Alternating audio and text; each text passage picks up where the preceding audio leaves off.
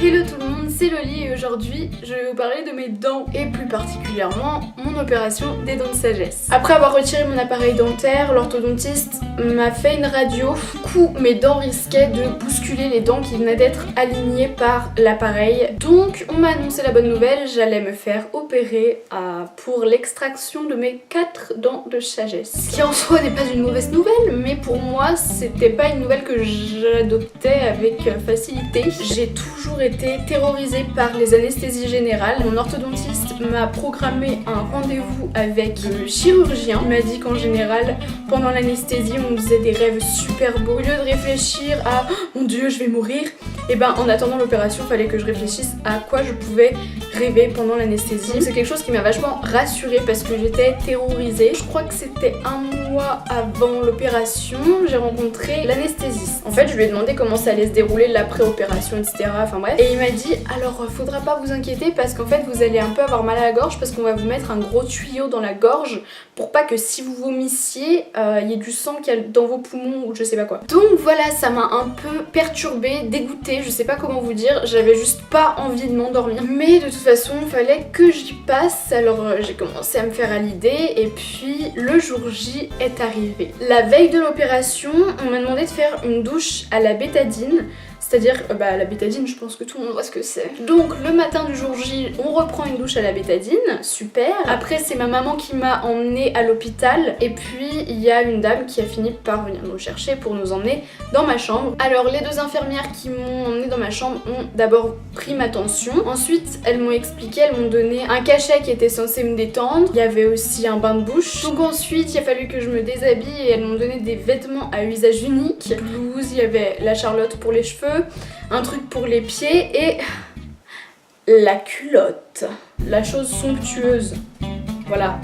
Alors je vous vois venir, oui c'est dégueulasse, tu gardes tes culottes machin et tout, c'est mes fesses hein. Donc les infirmières m'ont dit attention, tu t'attaches bien les cheveux en 2 tresses de chaque côté, enfin une tresse de chaque côté. Donc après ma maman est partie vers 10h et puis je suis restée toute seule dans ma chambre d'hôpital. J'ai eu le temps de lire un livre. Donc la brancardière m'a emmenée dans une salle qu'on va appeler la salle de transition. Il y avait des infirmières qui circulaient et tout, qui vous demandent quel est votre prénom, quel est votre âge. Dans cette même salle, il y a une des infirmières qui est venue me poser le cathéter. Elle m'a dit je vais être gentille, je vais te trouver une grosse veine, donc elle me l'a plantée dans la commissure du bras. Du coup j'ai fini par fermer les yeux et m'endormir un petit peu tranquille, j'ai fait ma sieste quoi. Vers midi, il y a une dame qui est arrivée et qui m'a emmenée dans la salle d'opération. Donc à ce moment-là, il n'y avait rien de vissé dans mon cathéter, on me l'a vissé pendant qu'elle me parlait et tout, elle me parlait de mes études, ah t'as fait un bac L, les bacs L c'est les meilleurs et tout. Elle me fait ah t'aimerais bien visiter des pays et si vous me connaissez, vous savez que je rêve de voyager. Et à ce moment-là, j'ai pas su quoi dire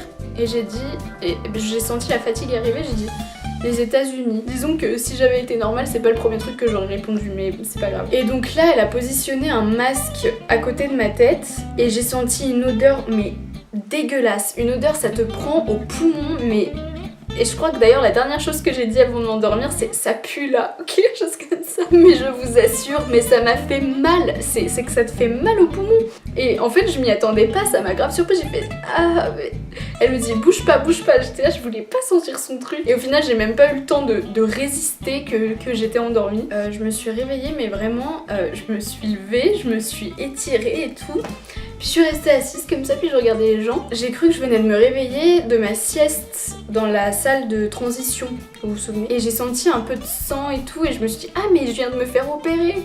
Et du coup j'étais trop contente. C'était 13h donc ouais l'opération a dû durer je sais pas combien de temps, enfin bref je me suis réveillée assez rapidement. Et j'avais pas mal, si ce n'est la gorge vraiment qui m'énervait, en fait je me raclais la gorge, et plus je raclais ma gorge, plus je sentais un peu de sang. En même temps je devais avoir la langue anesthésiée parce que je sentais pas le goût du sang. Donc je suis restée tranquille, je m'ennuyais un peu et au bout d'un moment j'ai eu quelques nausées dans cette salle, je me sentais vraiment pas bien. Donc il y a une infirmière qui m'a apporté un petit bocal et il y en a une autre qui est arrivée avec une seringue et elle l'a mis dans ma perfusion. Là j'ai vu que j'avais encore le cathéter. Du coup c'est passé hyper vite, d'un coup j'avais plus de nausée, plus rien, j'étais juste un peu assommée. Je suis restée à peu près 1 heure, à 14h on m'a ramenée dans ma chambre. Pour l'instant ça va, ça tire un peu. Je crois que je suis pas trop gonflée donc ça va. Un peu toute seule là, j'espère que mon père va venir. J'ai téléphoné à mon copain d'abord pour lui dire que j'étais bien réveillée et tout, que j'avais pas trop mal. Après j'ai appelé ma maman pour lui dire que c'était fini. On m'a apporté vers 14h45 des poches de glace. Il y a mon papa qui est rentré dans la petite chambre qui est arrivé. À 15h les infirmières et tout sont venus, m'ont apporté un petit lunch. J'ai mangé le flambi mais pas le caramel, j'ai laissé parce que j'ai horreur du caramel des flambis. Et puis au bout d'un moment j'avais soif et du coup je me suis dit tiens je vais taper dans le jus d'orange. C'était une mauvaise idée. Je crains pas ce qui est acide mais alors là ça a touché les plaies. On m'avait apporté 2 Doliprane donc je devais les prendre vers 4h. Vu que je dormais, je les ai prises à mon réveil. Je pouvais juste pas ouvrir la bouche. Du coup quand je parlais c'était un peu chiant. Et une autre infirmière qui est venue, elle m'a enlevé le cathéter. Elle a pris ma tension et elle m'a dit tu peux te lever, tu peux marcher, tu peux aller faire pipi. Donc avec mon papa on est parti. Et puis la nuit c'est très bien passé. J'avais mes poches de glace tout le temps. Ça empêche que ça gonfle et le lendemain il y avait les résultats du bac. Mon père m'avait dit si t'as une tête de hamster tu n'y vas pas. Donc j'ai gardé mes poches de glace, j'ai énormément dormi. Alors je vous rassure, je suis pas à poil, je viens de sortir de la douche. Je m'attendais à pire en me levant ce matin. C'est largement supportable, je m'attendais à bien pire. Le midi on devait manger donc avec nos amis et tout pour un dernier repas devant le lycée. Avec Rodolphe on est allé à Carrefour pour acheter des yaourts. Et donc j'ai passé la deuxième nuit. Et la deuxième nuit c'était l'enfer. J'avais mal aux dents, je me relevais toutes les 2 secondes pour prendre de nouvelles compresses de glace. J'avais envie de vomir toute la nuit. J'ai fait que vomir toute la matinée à cause de la douleur, à cause de tout. Là ça a commencé à enfler, on voyait quand je tournais la tête que là c'était particulièrement gonflé par rapport à mes pommettes. On a de moins en moins de lumière, 20 jours après l'opération et je n'ai plus aucune douleur dans les dents. Je vous dirais que ça a duré 10 jours où je sentais vraiment la douleur. Enfin je la sentais mais c'était largement supportable. Il y a eu 15 jours d'enfer, pas possible, mais sinon j'ai pu vraiment me déplacer, faire des trucs. Donc voilà pour ces dents de sagesse. Après j'ai eu énormément de chance, hein. Je pense que chaque expérience des dents de sagesse est propre à chacun. Mais voilà, en tout cas j'espère que cette vidéo vous a un petit peu rassuré et vous a aidé à vous faire une idée de ce que c'était que l'opération. Je vous fais de très gros bisous. Ciao!